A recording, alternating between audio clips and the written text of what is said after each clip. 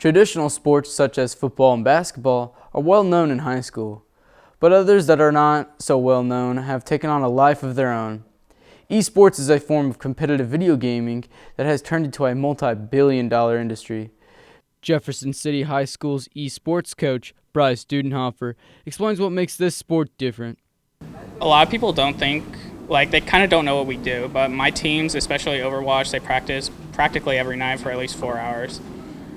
How it differs from traditional sports is I think a lot of mental and obviously the hand-eye coordination and the macro kind of plays a sense into it, but the mentality and the mental game really plays a big part in esports.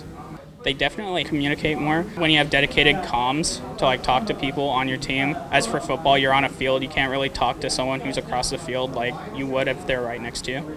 So pretty much what you do, instead of running and jumping and all of that physical activity, you kind of just sit down, and it's a lot more of a mind sport and not like a physical sport. Communication's probably the biggest thing you need in esports. Teams like Overwatch or League of Legends, you'll have teams of 5 or 6, and if someone doesn't say something and someone will die because of it or something like that, so if they would have said hey, someone's coming to come get you, we would have known that, and then they wouldn't have happened, and then that could prevent us from losing the game. Unlike traditional sports, the esports team doesn't always go to a specific location or venue. It's mostly online.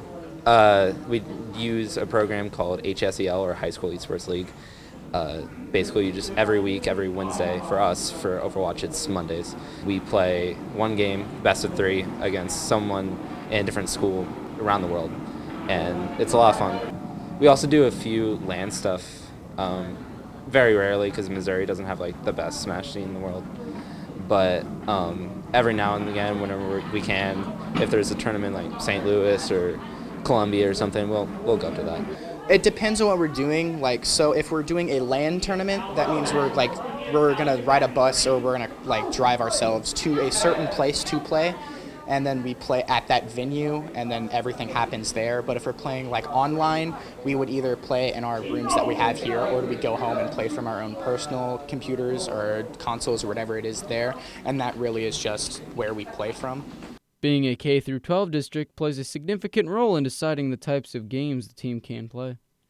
Through High School Esports League, they offer a lot of different games, probably 10 different ones for competition, and then the Jefferson City High School decided that there were some games that we could compete in, and then some that they didn't want us to compete in. Probably if it's too realistically violent as a first-person shooter game, could maybe not look so good. But it kind of just depends on I think the understanding that people have of the game, because there's a lot of college teams that have really competitive leagues for those games, and there's a lot of scholarship opportunities. So we're kind of working on maybe changing that, or getting clearance for some kids to play those games competitively.